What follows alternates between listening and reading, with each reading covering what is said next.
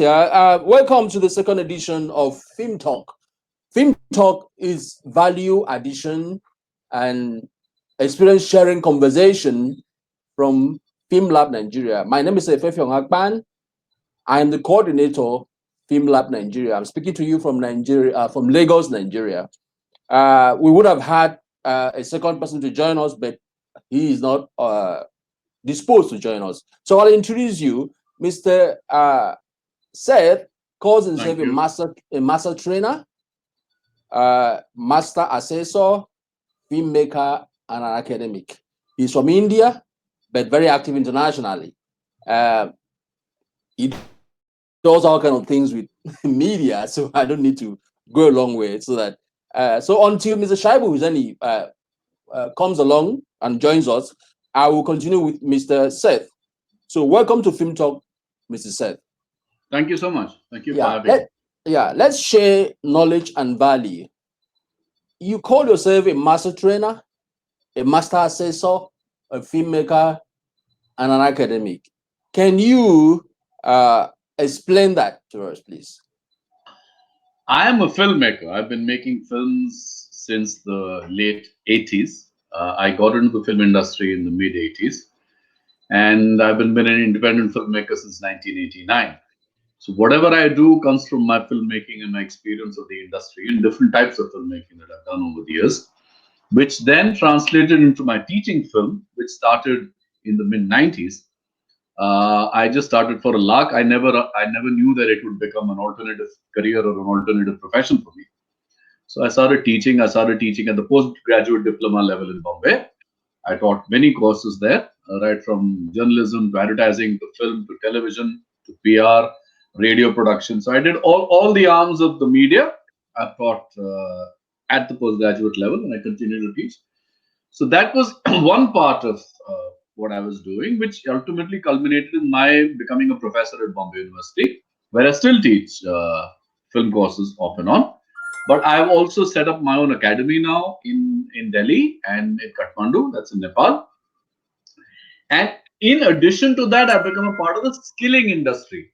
There is a lot of emphasis on skilling in India now. The new government is very keen on skilling.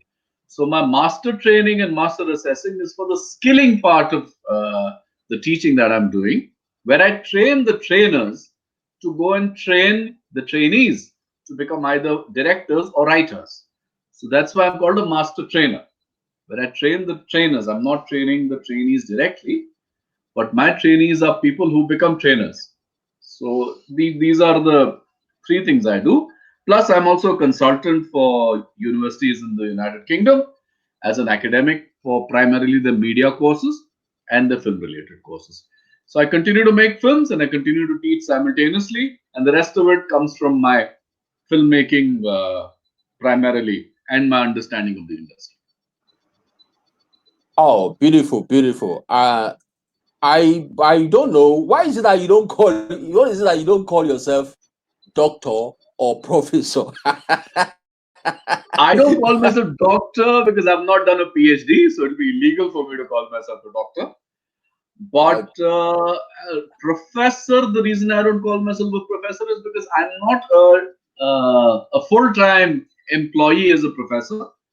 I'm a visiting professor, visiting faculty at the university. Although I take on complete modules and I do them turnkey, but since I'm not on the payroll as a professor, although I'm called a professor, I don't I don't take the liberty of calling myself a professor, although I am one. Oh, that's good. That's good. That's beautiful. And so, there's a beautiful poem here you wrote that seemed to be a big exposition on what you do as a professional filmmaker. You wrote this poem, so I'll read the poem to you. We all have stories and unsaid discussion, and wish to share our thoughts in which we pride. Communicate the voice within our guide, in communion together, united, no division, to no divide. We struggle to find a voice in language which will be universally understood, but first understand we must what's within. We exercise our demons, analyze in between, learn to apply language in the realm unexplored, to create synergy between thesis and antithesis, to compress time and space comprehensively. We learn to fly, unleash our dreams, and give birth to the child was never seen. Or, yeah, we work together, we actualize our narrative, we commence on a journey, a dramatic synthesis to understand. How does that portray your person and your professionalism? Wonderful. That's a good question. These lines were written for a promo where I was selling my. I told you I have my own academy. So this was Mhm. promoting the fiction course that I was starting in Bombay. I think this was last year at some point in time. Yeah, a little over last year. And I made this. I wrote these lines to encapsulate what creating fiction fundamentally means. All Fiction right. is always thesis versus antithesis. There's a hero versus a villain, always, right? There is a protagonist. The protagonist has a journey, and there's Yes. somebody who is conflicting the journey. And Yes. wherever there's conflict, there is a dramatic high point or there is a clash. So the thesis is stopped by the antithesis. Till the antithesis is overcome, there is no synthesis. So the That's fine. journey goes up and down, and the more the antithesis of different sorts stop the journey of the protagonist or the thesis, the more dramatic it becomes because we as an audience are anticipating a lot more drama then, and we get more and more attached to the character, to the thesis, and the character's culmination of the journey. So we keep waiting. Will he? Won't he? Will she? Won't she? Will they make it? Won't they make it? What's going to happen next? So drama is created in the anticipation that the conflict creates in our mind, right? Okay. So when Yeah. the more anticipation we create, the more the audience gets attached vicariously to the journey of the protagonist, and the more interesting narratives are built, dramatic narratives are built from that torpor, from that synergy, from that conflict that comes from a thesis being stopped by various antitheses. So that's basically what I was trying to encapsulate in my promo to tell the potential students to come and be a part of how to create good dramatic narrative. That was the basic idea. Yeah. I also learned from an authority. I learned from an authority that we humans are very fond of gossip. Gossip. We want to have to hear information about others. We want to hear stories about others. So we're always eager to get into other stories. How does that eagerness inform your eagerness to tell a story through your protagonist? Yeah, good question. We are always more interested in other people's lives because we Mhm. always feel that there is more drama in other people's lives and we find our own lives boring. So we find our lives routine, we find our lives boring, we don't think there's anything very exciting in our lives. So we are all the time interested in peeking into other people's lives, thinking the grass is greener on the other side, thinking that there is more drama, there is more attraction there, and we'll get some vicarious pleasure out of peeping into other people's lives. So we're all the time poking our nose into other people's lives and not looking within and not recognizing the intrinsic drama that is there in our lives, Yes. right? So we're Yes. always thinking, oh, that guy's life is so awesome, right? And my life is so terrible. So that is the fundamental problem we all humans have, where we take ourselves far too seriously and we don't look at ourselves objectively. We look Oh, at ourselves very subjectively, and we yes. think whatever is happening in our life is the worst thing that could possibly be happening to us, and whatever is happening in his life or her life is the sexiest thing that could possibly be happening to anybody, right? So Yeah. that is that looking into somebody else can either create anticipation in itself, can create friendship, can create enmity. It can go either ways. You can go from one extreme to the other, or you can stay in the middle. You can stay in the grays and not go from black to white, which is how society is made. In society, we if you look at the Christian uh, tenet of the seven deadly sins, Mm. right? We as a global society today are completely under the influence of the seven deadly sins, right? There's Mm. greed, there's gluttony, there's jealousy, there's you name it, there's Mm. sloth, there's just about anything and everything that is Yes. counterproductive to being a good human being, to what is supposedly deemed to be a good human being. I'm not being value judgmental here, right? I'm not saying what is right or what is wrong, but I'm saying that's where stories come from. Stories come from deviance. Stories come from going mm, outside the norm. Stories come from challenging the norm. Stories come from subverting status quo. The more you subvert the status quo, the more you challenge what is the norm, the more exciting and the more interesting the narrative becomes. So the entire endeavor for a storyteller should be to find different ways of saying the same thing, but from a completely unexpected perspective. The more unexpected the perspective, the more the slap in the face of the audience and say, oh, wow, that was something, right? and So that kind of drama that when we create it from challenging cliched perspectives is when true synthesis of drama, true dramatics come and catches the audience unawares. Especially in the short fiction space, if you watch short fiction films, there's a lot of this happening now because it's a very short period of time to create an impact. Within 10 to 15 minutes, you have to establish your character, establish the drama, and bring the twist in the tail and hit the audience in the face completely unexpected, and they say, wow, what an experience. Rather than sitting through 2 hours or 2.5 hours of a complete feature film. So it's being encapsulated in shorter periods of time because we are all facing a collective ADHD as far as the world is concerned. ADHD, attention deficit hyperactivity disorder. Attention deficit hyperactivity disorder. Our attention span is 20 seconds. That's it. mhm. After that, we're gone. Somebody else. I mean, somewhere else, right? Because of WhatsApp, because of social media, because of Facebook, Instagram, blah, blah, blah. The kids of today don't have any attention spans at all. Therefore, storytelling is adapting to short attention spans. Therefore, you have small vignettes, you have short 30 second, 60 second, 1 minute messages, you have 1 minute dramatic stories, you have 1 minute aspirational stories, you have Mhm. 30 second things which are giving you messages or various things which are bringing you closer to what you need, what needs to go into you for you to understand something different, something new. We don't have time. Kids these days don't have time. Anything is a click of a button and it's gone, finished. We've lost interest in that. We don't want to see it anymore. So the entire endeavor is to compress time and space and compress it in such a way that you get a real-time experience, which just floors you with its drama and its message simultaneously. All right, that's beautiful. Now, I want to go further. How does the filmmaker go about breaking rules to incite the audience?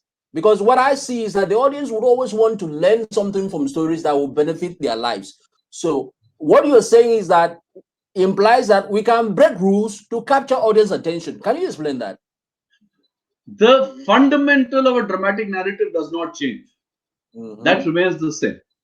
The fundamental remains the same. There's a story, there's a protagonist, the protagonist has a journey, the journey has to be culminated at some point in time, whatever may be the genre, be it advertising, be it cinema, be it television, be it the web space, be it any kind of storytelling, right? Eventually there's a protagonist who has a goal, a purpose, and has to reach a certain goal and has to culminate the journey of the protagonist. Mm-hmm. It is the perspectives that change. It is where you pick up the action that changes. That is the challenge. The challenge is using the same tools that are given to us, the same fundamentals, but turn it around on its head. Do Mm-hmm. backward integration. Turn the Mm-hmm. pyramid around and see does the story work. And then you can Mm-hmm. pick it up from anywhere, bring Mm-hmm. anything in, and turn the entire drama on its head to make the audience feel that this is a new way of saying it. Essentially, we're not changing anything. We're only reinterpreting. We can't create anything anymore, right? We can only reinterpret. All the stories have been told. All Does the that stories have involve been told.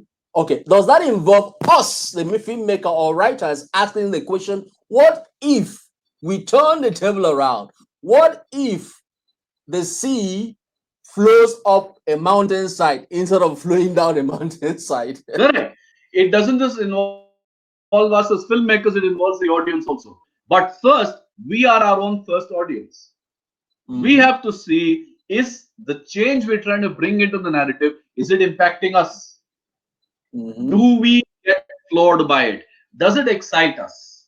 Are Mm-hmm. we interested in what we are watching? Just because I made it doesn't mean it's going to be exciting. There is no guarantee. It can be terrible. Right? Mm-hmm. So I have to be my first audience. I have to like and have to be excited by what I've made, and it has to have an impact on me as an audience first and as a filmmaker later. Only then can I relate to my audience. So filmmakers Okay. who believe that the audience are idiots and they don't deserve any better should not make films, because the audience is very, very smart, and they will only respond smartly in accordance with what you give them. If you Mm-hmm. give them mundane fare, they will respond in a mundane manner. You give them Mm-hmm. exciting fare, they will respond in an exciting manner. Everybody has the same brain. It's only about application and usage.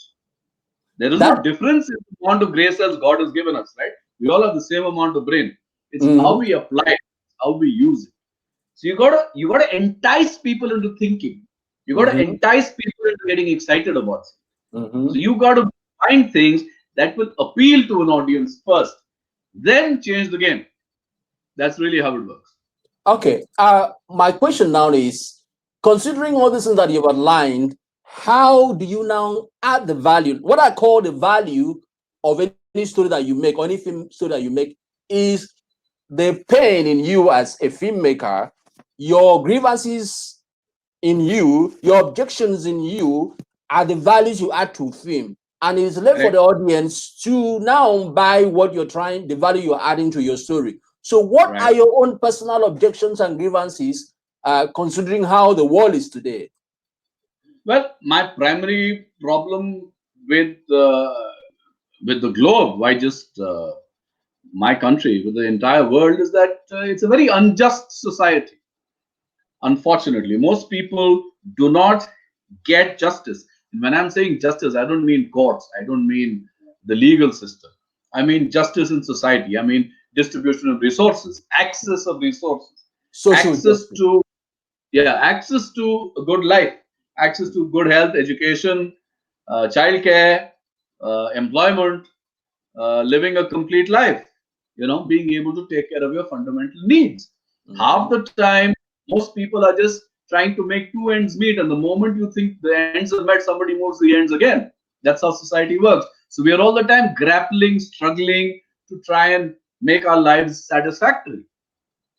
Now, if we could only up the ante a little, if only the governments of the world would not be so greedy and would give more to the people, let it be competitive. I'm not saying take competition away. Let it be competitive, but let the results of the competition be just. Let there be enough for everybody at the end of the competition. Eh, Let's bridge the gap between the haves and the have-nots. uh, Let's but let's not make let's not make the haves richer and the have-nots poorer. I'm beginning to You, wonder. I'm beginning to wonder how your position or your view fits into the current pandemic season. well, I'm sitting at home making films, so I can't go out. Nobody can come to see me. Everything is Yeah, happening online. I yeah. have my people in different parts of the world who are collaborating with me on a project. So I get the footage and I put it together, and then I make a narrative, and I tell my editor to take it forward. So my way is as democratic as it possibly can be. And neither am I making money nor am I paying you. If I sell Mm. it tomorrow, I'll pay you. If it doesn't sell, then we at least have a film to show the world that we made this during the lockdown, right? But again, the same rules apply. The same rules. It is how you work with a team. It is how you bring in justice in the way you function. If you don't bring in justice in the way you function, then if I don't do that, I have no right to sit here and talk about justice. I have no right whatsoever. Then I'm a fraud. I'm a hypocrite. If I don't bring it in me first, like we say, charity begins at home, then anything that I find wrong outside, I should make sure I am not adding to that wrong as far as possible. As a So filmmaker. that will then eventually bring in the vision, will bring in the application, will try and make my entire functioning as just as possible. I'm not saying I have succeeded, but it's a lifelong struggle. One keeps trying to do better Mhm. and better and better as we go along. Yeah. Well, I don't need to ask you how your position or your subjective position, let me put it that way, Right. influence your concept to screen, but you can shed some light on how this push you from concept to screen to communicate with your community, media community, and the world. I'm What sorry, I, it broke. Can you repeat the question, please? what I'm saying is that I can understand how you what influence your communication or your Right, messaging as a right, filmmaker. But then right. I will also want our audience to understand how you convert all these sort of concepts influenced by your objections, by your grievances to screen. Well, I try and pick up real stories as far as possible.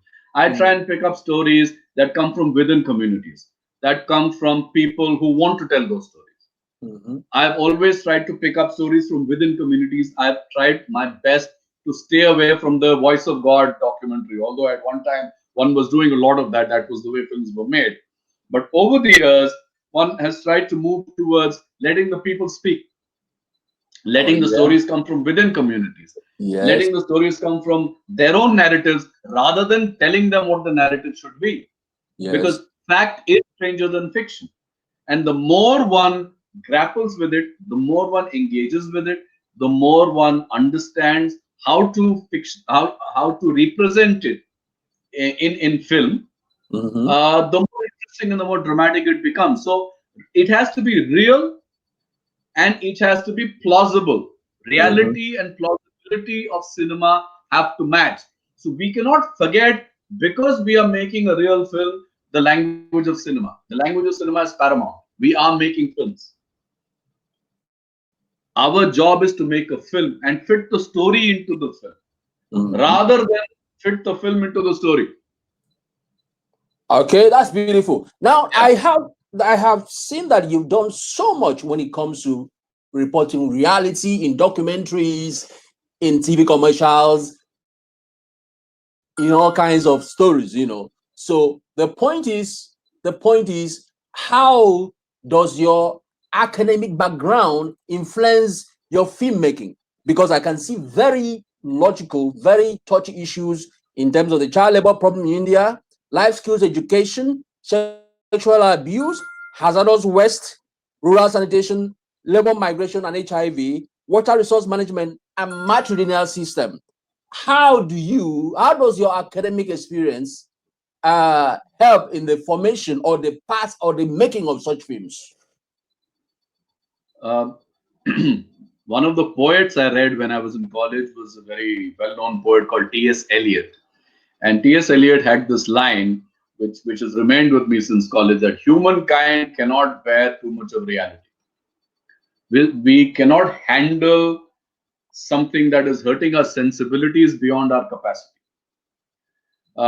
The only place where one can influence, if I may use the word, or can make people hurt their sensibilities is in the academic space, especially with students, because they're young, they're full of ideas, they have their own take on life, they have their own interpretation of what life is. Yes, they are also extremely lazy, they also don't want to think, they're also very used to devices, and they're very, very extremely self centered and solipsistic at some level, Oh no.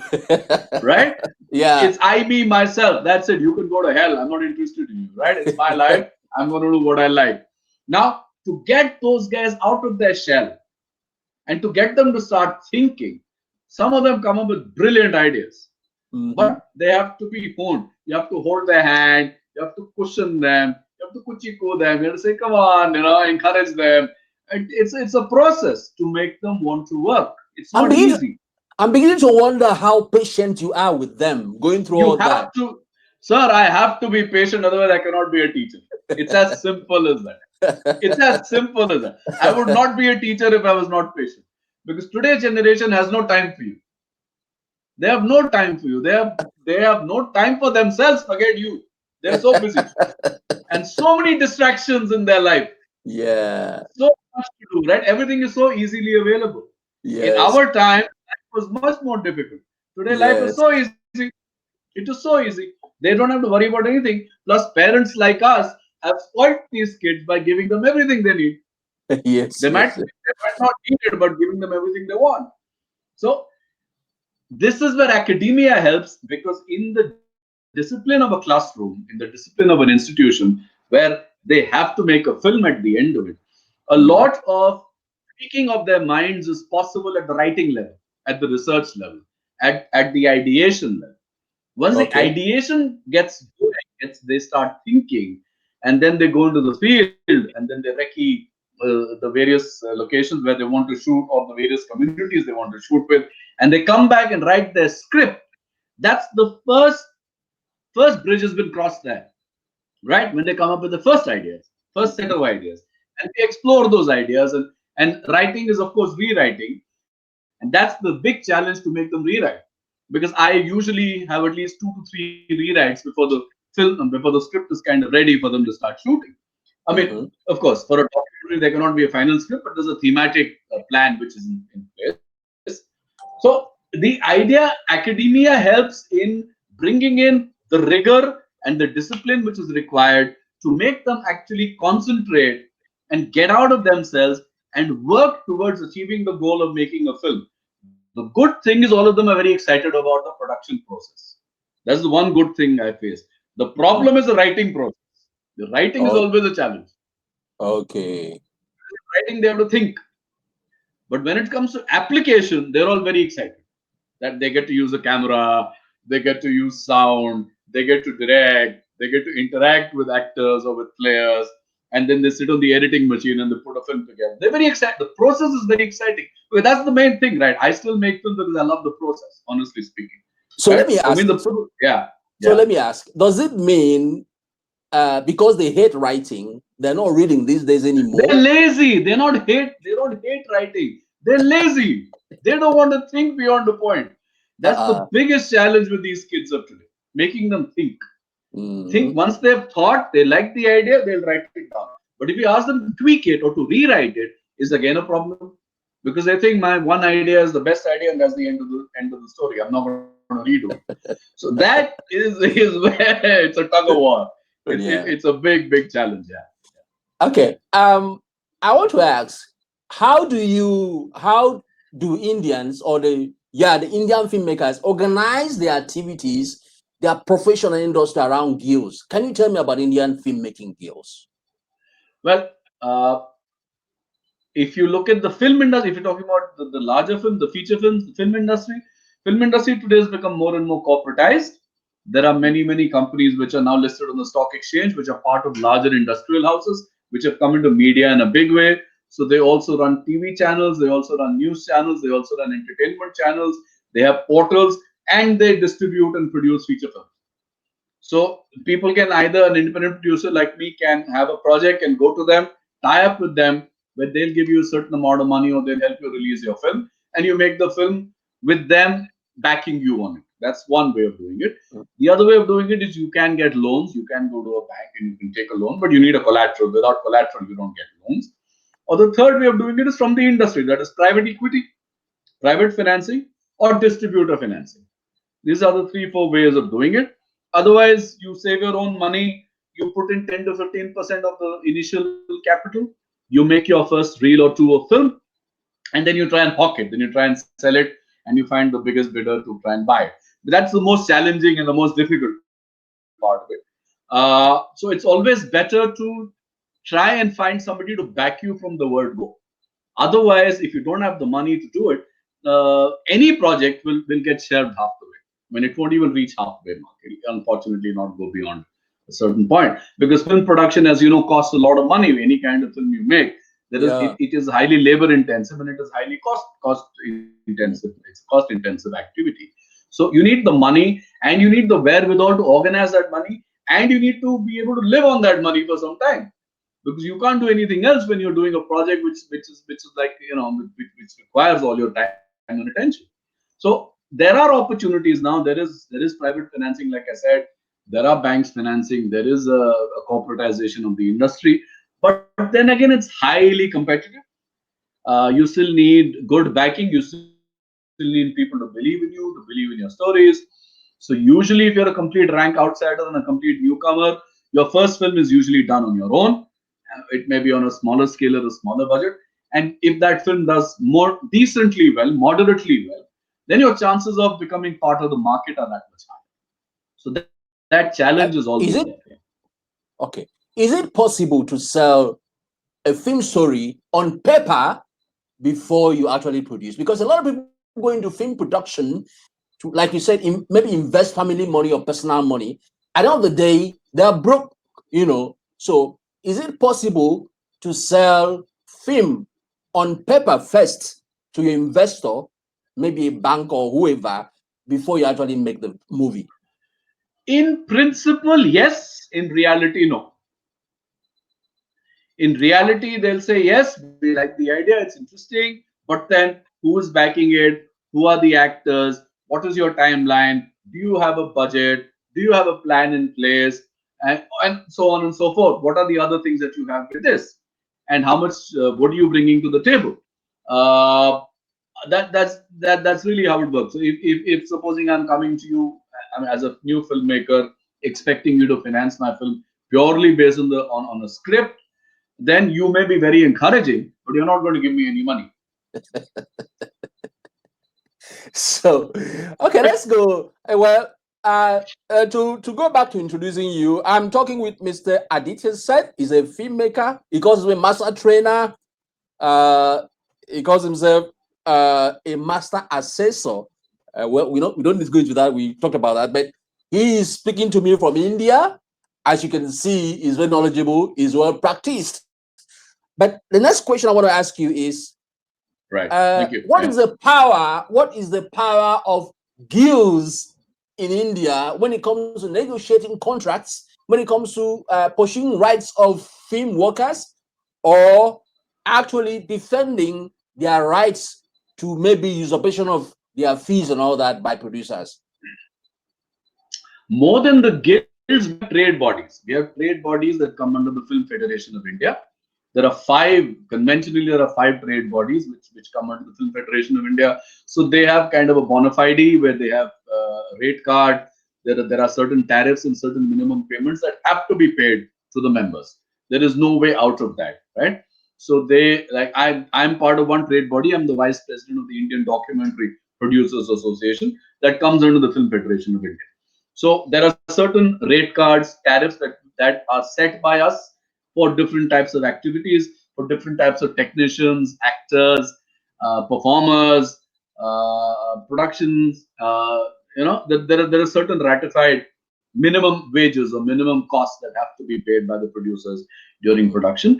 And if there is any dispute between a producer and a technician, or an actor and a technician, or a writer and a technician, so whichever trade body it is related to or associated to does come in and intervene on the behalf of the person, of the people, and tries to get them their dues, and tries to do some sort of a kind of a moderation to try and get the dispute solved. We are not legal bodies. We are only recommendatory bodies, and all of us come under the charity commission. So we are all no profit bodies. Okay. We only survive on our memberships that we get from our members who are part of our trade. We cannot Okay. go into business. We can only do propagation. We can only bring in people into the fold. We can help them network. We can do film festivals, awards, workshops, conferences, seminars, so on and so forth. But we can't get into the business of film production. We cannot start commissioning films, or giving money to a producer to make films. That's not our job. That's the So producer's job to get the work. We can help him in networking, so that the person may get some sort of impetus to make his next film. Yeah. okay. Now let me ask you, what weaknesses do you have in Indian filmmaking deals? Do you have any weaknesses, any shortcomings? Oh, we have a lot of shortcomings. We have a Okay. lot of shortcomings. Like Uh, accountability, yes, like accountability. I think, corruption, like corruption. well, yeah, I'll come to that. I think the biggest shortcoming is being a market driven industry. All entertainment, whether it's for the mind or for the soul or for the heart, all entertainment is market driven. It's all commercial, right? So unfortunately, when when there is so much to be made, at least potentially, every film doesn't make money, even you know that. But potentially, when there is a lot of money to be made, then most makers, most filmmakers, or most writers go for the tried and tested. They don't want to try anything new because they're scared. If you try Mm, something new, it might not work. Yeah. which is contradictory to what I said earlier. Yeah. What I said earlier was because there's such a glut of similar kind of content on every platform, I believe we need to change the narrative to actually make the audience interested. Okay. But unfortunately, majority of the films still work on tried and tested narratives. Okay. That's the biggest weakness. That good Mm. writing takes. I mean, you might find maybe one film out of 10 where there's actually good writing. Because without a good writer, the rest of it is irrelevant. So, what is the fate of the writer in the Indian film industry? What is the fate? A lot of writers are underpaid. They are not well Right, regarded. writers are way down the spectrum. Unlike in Hollywood, writers become producers. In India, it's not like that. A writer remains a second-run technician as far as the Indian trade is concerned. The writer Really? isn't even half as important as the producer or as the actor. Okay. Yes. In television, a writer does well because television is all about writing. So in television, writer actually does better than he does in film or now Oh, in the web space, because the demand and the need for a writer is much more there rather than okay. in the film space, because in the film space the star system is huge in India. So the stars rule the is called the shots. The male star, the male hero, he's Mm. the main guy. So he can be the producer, he can be the actor, he can be the distributor, he can be the financier, he can be just about anything. So he has a small scale industry running from his house, right? And he can do what he likes and he can get away with it. But in television and in the web space, it is not necessarily dependent on the hero, because the actor is important. I mean, the actor isn't as important as the character is. Most Mhm. most people you see in the web space or in television, most people do. I mean, the audience does not know the actor's name, but they know the character's name. That's where the writer becomes more important, because the Yeah. writer calls the shots as far as what is going to happen in the next episode. Whereas in Okay. a film, since a film is one length of running time, 2 to 3 hours, Hmm. the hero becomes all encompassing. He becomes the most important part of the Okay. film.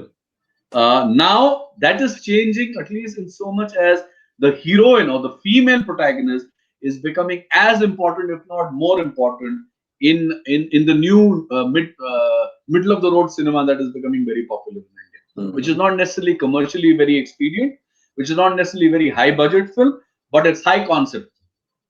These are Okay. the films with, like what I was talking about. They're changing the narrative. They're challenging the status quo.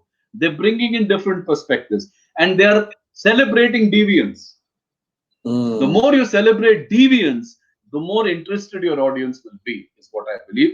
And that's what this new kind of cinema is trying to do. It's still trying to find its own niche. It's still taking time, but Mm. those films are doing better than the conventionally blockbuster films that are being made in India. So that is the biggest challenge, and that is the biggest how do I put this, change that is taking place in Indian cinema. Corruption is everywhere, my friend. Corruption is a global problem. So corruption, let's not even go into, right? Corruption is everywhere. Cheating is Yeah. everywhere. That is rampant. Cheating, I know. corruption, promising more and delivering less. Those are human problems. I don't think Okay. that's a country specific or an industry specific issue. Okay. I don't know how familiar you are with Nollywood, Nigeria's film industry, but I've always Well, dreamt that. I read good things about it today. I read that there's a lot of potential and many people want to come in to invest in it because Africans want to watch African films and so on and Yeah. so forth. So it looked very, very promising. Yes. I Yeah. don't know how But much what money you I'm make, but it looked promising. yeah, very promising. And so I'm also envisaging that one day although I'm hearing about collaboration between Indians and Nigerians Right. happening recent times, but I also wonder how can Indians collaborate with Nigerians and bring in music? Because I mean, Indians are known for beautiful musical films. I mean, from the beginning of any story to the end, it's all music. I mean, if you were to collaborate with Nollywood and bring in Nigerian music to bear on stories with Indian techniques, how would that pan out? Well, what I would do is I would fuse the rhythms of Nigeria and the rhythms of India. I would start at the base. I will bring in a new fusion paradigm in the two different through the two different types of music that we have, and mm, bring it together and create a new sound. Create a sound which is oh, as appealing to India as it is to the African audience. mm, So that will immediately bridge the gap, or bridge the gap barrier of an Indian Nigerian co-production, because music is universal. It's in our blood, right? I mean, rhythm is in our blood, dance is in our blood, music is in our blood. All of us are yeah, born with it, right? And yeah, Africans more than anybody else in the world are born with it. They're blessed with it. They're not just born with it, right? mm, So if we can do this, if we can create a new sound which is appealing to audiences across the spectrum, then half the battle is won. Then you base your film around the musical paradigm yeah, to start with, right? So mm, that can fuse the cultures, that can fuse the music, that can make the audiences sit together and watch the same film with the same kind of emotional high that they may feel if they're watching it outside in a different space. And there you create your narrative from there. So you can pick up stories from either country or from both countries, or you can mm, pick up a story where there is some sort of a travel involved between both the countries, where the protagonist may be from one country but operating in the other country and vice versa. And mhm, what are the challenges that they go through in trying to adapt and become adept at the system that they're thrown into? I mean, this is just an idea I'm throwing like that, right? I'm not thought it through. But these things, because at the end of the day, you're appealing to a completely alien audience to your sensibilities. So mm, you got to bring them into your fold. You got yeah, to appeal to them first. If you don't appeal to them, then your project is never going to take off. And today, I think there's a lot of subsidy. There are film there is film tourism happening. There is a lot of subsidy being given by various governments to come there and shoot and make films. And India has the same facility for international productions. I'm sure Nigeria can also put up the same thing. So by that we kind of generate employment for the production. We bring in people to work on our particular production. We get a subsidy. That money goes back into the country of production, and eventually we distribute it all over. So I don't. If you keep the costs ratified, you do your production in a good streamlined manner. I don't see why it cannot be a success. I'm sure we can do a good job. I do also believe that Nigerians can benefit from Indian techniques, Indian technology for filmmaking, Indian skills, the skills you've Most accumulated. definitely. Most definitely. Yeah, but Most then, definitely. it would be nice to have Indian producers in Nigeria. And you've talked about how you can streamline music to fit into stories and Well, all that. like if the Nigerian film industry opens up a window, right, for the Indian filmmaker, Mm-hmm. and invites them to come and be a part of the production process in Nigeria, I'm sure people will take it up. I don't see why not. There has to be an opportunity. That's it. So, what would be the far-flung or big influence or advantage in that collaboration in terms of cultural exchange, in terms of economy? Oh, it's a global. You have a global audience. Indians and Africans are all over the world. We have a Mm, diaspora which is in every conceivable part of the world they live in. So you already have a diaspora audience which is global, right? So they will yeah. definitely like to watch something like this. And the Okay. rest is But word of mouth. If the film does well in the diaspora, usually there's a trickle down effect to non-diaspora also. are you particularly interested in African or Nigerian stories to make films out of them? Sorry, come again. I'm not Are you particularly interested. are you particularly interested? I mean, personally, as an individual, are you interested? Would you be interested in shooting a Nigerian story? Most definitely. Africa is the mother of civilization. Most definitely. Most definitely. I'd love to come to Africa to shoot. So, what would you do? What plans would you put in place if you were to come to Nigeria, or you were to invite a Nigerian cast to come to India to do a movie with you? Well, the first thing is, like I said, crack the idea. Find an idea that appeals to both sets of audiences. Mm-hmm. If we have an idea that appeals to both sets of audiences, and we have a backing, at least in principle, from the exhibitors and the distributors in both the countries, then getting money is not a problem. I think the story comes first, the script comes first, the music comes first. Once we've done this homework together, then the rest of it is not a big deal. The rest of it can fall into place pretty easily. You just need a plan. That's it. I know you travel a lot. You've been in Europe. You've done projects in Europe. You've done projects in Asia, closer Yeah. to you there. How are international collaborations? What are the bottlenecks?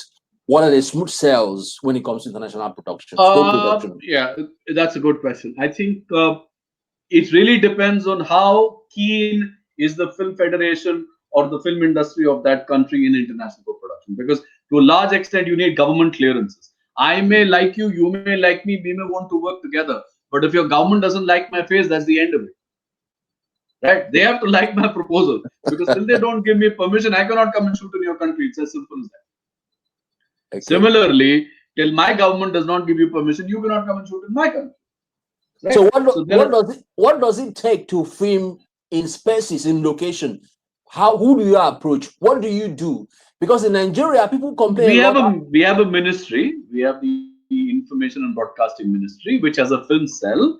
The film cell Okay. has a single window clearance. If you want to come to India and shoot, then you need to have a collaborator in India. You give your proposal. The proposal is given to the INB ministry. They have certain checks and balances and certain do's and don'ts.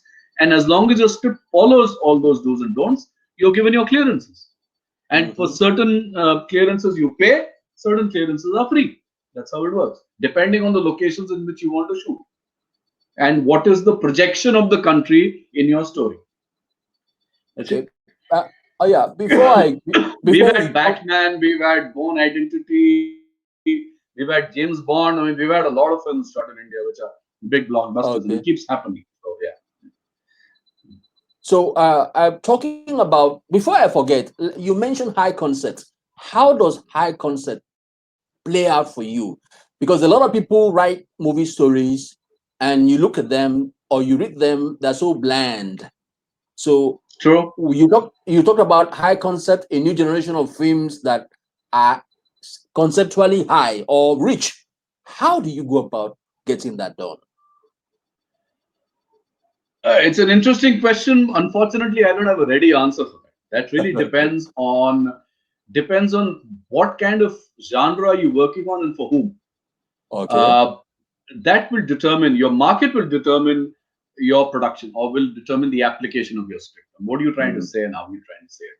Uh, Like for instance, I cannot make a film on something that's happening very locally in one area of my city for mm, an audience which is remotely living in one corner of your country, because they will not relate to it. So okay. the appeal has to be universal. The emotions have to be universal. The story can be local. The Mm. story can be something which is, but it has to have a reveal. It has to That's have access to the audience to see something which they've never seen before. that's the point. So the That's point the is that most important thing. That's yes. the most important thing. So the point is that you're adding value You're adding value to the audience's information or entertainment or whatever you're good, doing. good. Correct?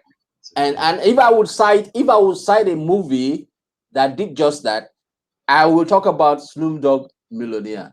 Oh, definitely. Most definitely. Okay. Most definitely. Yeah. Okay. So let's go on. Before we end this talk, for our audience, for the sake of our audience, I've been talking to Mr. Aditya Seth from India. He's a filmmaker, he's an academic. In fact, I don't know how else, but this man is so multitasked. But there's one question I want to ask you. There are two questions I want to ask you. Sure. What's your biggest secret when it comes to everybody has a peculiar technique. I have a peculiar Right. technique of creating stories and writing my stories. It might not be ideal for you, but as a filmmaker who is so experienced and has taught in many institutions, has trained people, what is the biggest secret to founding a story that is highly conceptual, that can cross boundaries and perhaps sell all over the world in the likes of the Hollywood movies that you know. In fact, Indian movies too, because when I was growing up, Indian love songs were my diet. So you can imagine. Wonderful. So in going back, what's your secret? I mean, let's call it trade secret. Uh, I always think from the heart when it comes to a subject. It has to Mm, appeal to me emotionally. Because if it doesn't appeal to me emotionally, it's not going to appeal to my audience. Do It's your as concerts simple as do your do your concerts make you cry tears? they have to make the audience cry. I don't have to cry. I have to make sure that my audience cries. Sometimes when I write, I cry. Yeah, I'm sure. I'm sure. But I don't allow myself to cry. That's the only difference. You are probably more in tune with your emotions than I am, probably. Honestly, Right? sometimes when I write a page, I sit back and look at the page, and my emotions well up. I shed Right. Of tears. course they do. My emotions also well up. Definitely. But I'm more interested in making the audience cry. I mean, Okay. it has to touch them emotionally. Whether they cry or they laugh or they dance or they do whatever with the subject. If it Mm. touches them emotionally, then that subject appeals to me. If I feel that it's touching me emotionally, I'm certain it will touch my audience emotionally. That's primarily my first benchmark for picking up any subject that I like to work on. It has to Mhm. appeal to me emotionally. If it appeals to me emotionally, then I'm pretty sure it'll appeal to my audience. That's So that's how usually how I work. how does your audience reaction impact you as a person, as a human person? Well, When you, audience reaction is always post facto after the film is made, right? After you put in years and years and years of work and research and money and production and time and so on and so forth. and Uh, you're probably smiling to the bank. exactly, exactly. So you have to, audience is the box office, audience is the god, audience is Yeah, whatever. So you got yeah. to say thank you. I mean, whatever you say is fine. Uh, there are times when I have re-edited my films after my premiere. It's happened a couple of times because Really? of audience feedback. Okay. Because I felt that certain things were not necessarily gelling, or certain things needed trimming, or just minor resequencing. I have Mm. done that. So I Okay. do take audience's feedback into consideration at the initial stage. Once Mm. it goes out to the first film festival, or once it goes out to the first public screening, then it's in Mm. the public's hands. Then I can't do anything with it. Then it's gone. There's Okay. some filmmakers tend to keep re-editing their films. I don't do that. For me, once I think I've got the cut right, then I don't touch it up. Then it's in the hands of fate and God and audience and whatever happens, right? But till I reach that stage, like I said, I have re-edited post my premieres, but I don't keep doing it repeatedly. I do it maybe once, at the most twice, and that's it. Okay. After Now that, it has to be acceptable. If it is not acceptable, then my tough luck, right? you can't. I've lost it. Yeah, You will not be able to help it. I So can't help it. now, yeah. So how will this your capacities or your style influence your next project? Because I know that I read in your biography that you're onto a big project, another project Yeah, next year. yeah, How yeah. will such application of your style, of your reaction, influence your next project? It's a very good question. I think it will come from how society learns to live with the post-corona. Hopefully, there's a post-corona age. Hopefully, let's hope Hopefully. we're able to control the Hopefully. damn thing before it Hopefully. gets the better of us, right? Yeah. It will it has to come from within the people. I mean, I Okay. cannot sit here and make an independent or a very esoteric kind of a judgment on how society is going to take it. I don't know. I honestly Mm. don't know. There are certain things that probably will become the norm. Social distancing may become the norm wherever possible. In countries like yours and mine, very, very difficult. A lot of people live in poverty. They do not have the luxury of distance for starters. They live in small shanties. They live in spaces where they cannot even dream of distancing themselves from anybody else. But there will have to be some kind of distancing will have to come in eventually. Wearing masks may become mandatory. Some yeah, some personal hygiene methodologies, which neither country is very hygienic, nor yours nor mine, but we may need to become more hygienic as we go along, right? So these things are not bad. I don't think they are bad, but these things may make us far more suspicious as a society than what we Oh are already. yeah, oh yeah, that's right. And suspicion does not help creativity. At all. Suspicion is antithetical to creativity. At all. Because Yeah. creativity is all about teamwork. Filmmaking is all about teamwork. If you cannot trust your co-worker, how are you going to make a film, my friend? It becomes near impossible. So we will have to find methodologies to be able to yet work together. So maybe we'll be doing a lot more of file sharing. We'll be doing a lot of work which is all online, which is all on servers, and do independent individual kind of production. So we'll all have to kind of set up studios in our own spaces, be it our homes or be it our offices, and work virtually. I think working virtually will become the norm more than the exception as we go along. So Uh, what is the future of entertainment when it comes to this? Future of entertainment will become far more personalized. Future of Oh, entertainment will become far more subjective. We will be looking at stories which are more people centric rather than society centric. It will be your take okay. from your solitude or from your isolation, which is because of this goddamn thing outside. You'll be forced, like we are living in lockdown for so many days, and I don't know how many more days we'll be in lockdown. We are forced to be in a lockdown. We are forced to isolate ourselves.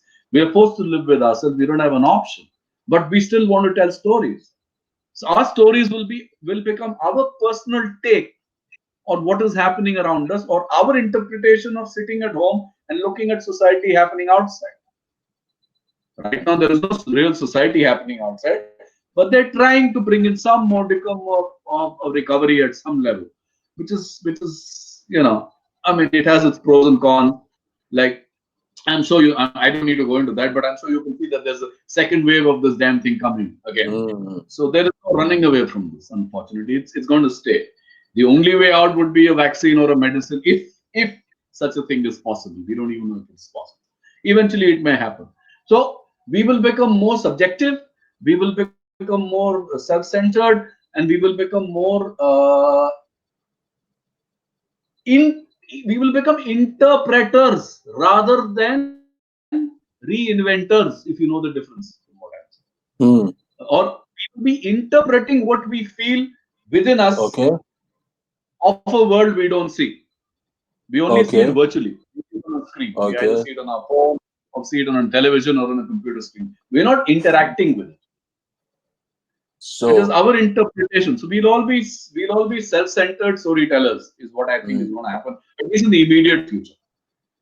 But the larger picture, the objectivity of a big canvas will become difficult. It's already become difficult. A lot of big yeah, productions are stopped. Shooting on yeah. set is as good as stopped everywhere. It's not happening, right? So the scale of production will probably go back to more make-believe kind of storytelling, and simplistic sets. We may go Mm, back to Bertolt Brecht's kind of theater, and that may influence our cinema going ahead, where everything is very simplistic, everything is very basic, everything is very bare and Spartan, and there is no embellishment, or mm, there is nothing larger than life, or there is nothing which is truly bombastic. It's all small, and mm. therefore the image size will also change. We'll primarily be in mid shots and close ups. Long shots may go out of fashion for all you know. So, so Yeah. I think at least in the immediate future, that's what I see happening. Okay. I hope we can circumvent this, but life will never go back to being what it was. I think this is a Yeah. dramatic paradigm shift that has already happened. Okay. To end this talk, Mr. Seth, I would like you to leave a word. Since you are a teacher, a filmmaker, who grooms people to become filmmakers, good filmmakers for that matter, can you leave a word for the Indian filmmaker and the Nigerian filmmaker of tomorrow, considering the situation today, considering our circumstance today? Don't be afraid to think. Don't be afraid to hurt your sensibilities. Don't be afraid to accept the fundamental conflict that lies within all of us. Mm, We all have a sense of right and a sense of wrong. But till we yes. don't adapt the sense or fuse the sense into the right and the wrong into the right, we will not be able to do anything. That's where good ideas come from. Good ideas come from dichotomy. Good ideas come from conflict. Good ideas come from hurting our sensibilities. Good ideas come from making ourselves incorporate things which are around us, which we see, which we believe, but we do not want to accept it because it hurts us. If we accept it, we think about it, we analyze it, and we create new dramatic narratives in the given paradigm, that's the first step. So you think, you engage. You cannot brush it under the carpet and think it's going to go away. It's not going to go away. It's going to come back and slap you in the face again. If not Yeah, today, tomorrow. it will haunt us.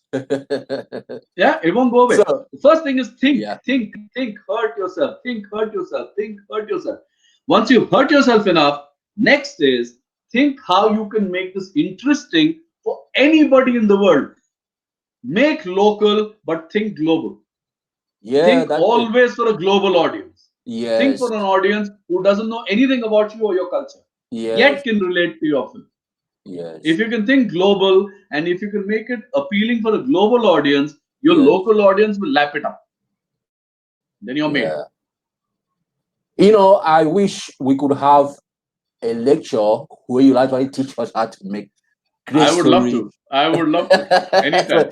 I would Anytime. love. It would have been so nice to have you in Nigeria, but unfortunately, we have to wait for when COVID-19 will give us space to work. So it's been so nice God talking to willing, one you. day it may happen. It may happen. Amen. It's been so nice talking to you. I haven't learned so much from you that I would wish to learn from you, because you are saying the things I've been thinking we should all learn to embrace to make better films. There is one statement that you make, which I always repeat for our local filmmakers: globalize local stories, and you make money as a filmmaker. When Absolutely. you yeah when, see, one of the things that interests us all over the world about Indian movie is the fact that music in Indian movies speak universally to every one of us. When once we hear that talking drum or whatever you call it, that small drum, tak up, you know that that's an Indian thing coming. A lot of us are addicted to Indian programs on our TV back in Nigeria, and it would be so nice to have an expansive Indian collaboration with Nigerian filmmakers. The reason why I'm saying that is that we don't have the technical backbone like the Indians have, So we need that skill and technical backbone to uplift our stories. We're trying again because film production has been digitized, so we sort of have, democratize our filmmaking space. Hello. Okay, I see that. I'm here, I'm here, I'm here. Okay, so there is democracy when it comes to filmmaking. Ever since digital cameras and digital suites came into use all over Right. the world, and that has been a plus for an average story filmmaker. No matter what level you are, you can just pick your phone and start making movies. Like we have what we call a film lab contest, where we ask people to produce 2 to 3 minutes movies and place it on our website for people to win prizes. But that should become the norm these days that we're all confined to our homes. It's been so nice talking to you, but I need to go over your credentials again. Mr. Seth, you're a master trainer, you're a master assessor, you're a filmmaker and an academic. You're from India, you live in New Delhi, you're very active internationally. Your portfolio include documentaries, corporate films, news magazines, TV shows, teleserials, public service announcement, audio visuals, television commercials, live events. Tell me about, please be patient with me. Tell me about one. What's your involvement with film festivals? Because that's very important. That is what the intellectual backbone informs film cultures to make better films. Films of high concept. Short films at film festivals are like educational films for filmmakers. Can you comment a little bit on that before you go, please? Most definitely. I've myself been involved with a lot of film screenings as well as film festivals. In fact, officially being part of the IDPA, we are partners with the Mumbai International Film Festival, which happens every 2 years for short documentary and animation films. So we are the co-hosts as IDPA, and I'm the vice president, like I told you. So that happens every 2 years. So that I'm part of. That happened this year earlier in January and February, which we just completed in the first week of February. Other than that, we hold film screenings in various places, academia, auditoria, various places, various spaces across the country. I've been both doing it independently as well as with an organization. And plus, for my students, of course, I keep holding screenings. Film festivals are very, very important as spaces because that's one space where you actually sit and watch films and discuss cinema without any interference of anything else. You're there Yes. only for that purpose. And that's when you really learn because you get exposed to films from across the world. You are able to understand different concepts, different approaches, different stories, different cultures, and different kinds of genres and experimentations that happen with cinema today. So I think film festivals are very, very important. You also Mm. get to meet filmmakers, listen to them. You can attend seminars and conferences and workshops, and you become enriched as a film practitioner. Even if you're not Yeah. a practitioner, even if you're just a film buff, you learn so much from a film festival that it's as good as doing a film course. Really, you spend those 3, 4, 5 days in a film festival of an international standard. There's so much of takeaway from there. As long as you're willing to sit down and watch the films and be part of the discussions, I think they're very, very important for anybody and everybody across the world, whether there's a film market or not, whether it's commercial or not. As long as they're showing you good films, as long as there are filmmakers and critics and other people to interact with, there's a lot to learn, which will enrich you both as a filmmaker as well as a film enthusiast. So there is no alternative to film festivals. There is no alternative. Okay. Mr. Said, before you go, let me read your poem again so that I can bid you goodbye with that. Please, please, please. Okay, this is your poem. We all have stories and unsaid discussions, and we should share our thoughts in which we pride. Communicate the voice within our guide. In communion together, united, no division, no divide. In we struggle to find a voice in language which will be universally understood. High concept, you know. But first, we must what's within us. We must understand what's within us. We exercise our demons. We give out our demons. So analyze in between in film festivals. We learn to apply language in a realm unexplored, like the what if story. We twist stories. We make people see the other side of stories, not the conventional stories. And to create synergy, we learn to apply language in a realm unexplored. We to create synergy between theses and antitheses, the struggle between the protagonist and the antagonist, and to compress time and space comprehensively. Of course, films can never be films that are more than 2 hours can become boring sometimes. So we compress time and we give birth to a child the world's never seen, a new novel story, and we work together. We actualize our narrative as a film production crew. We commence on a journey, a dramatic synthesis to understand. Now we've come to the end of the journey, Mr. Seth. So I want to say thank you for giving us your time.